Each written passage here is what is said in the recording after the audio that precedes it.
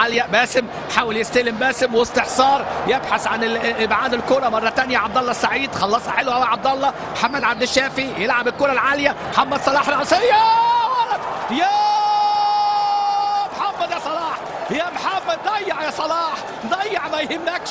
واثق ان انت هتسجل، واثق ان انت هتعود بمنتخب مصر. يسجل محمد صلاح في هذه اللحظة هدف التعادل بضربة رأسية في الدقيقة 41. هدف التعادل لمنتخب مصر.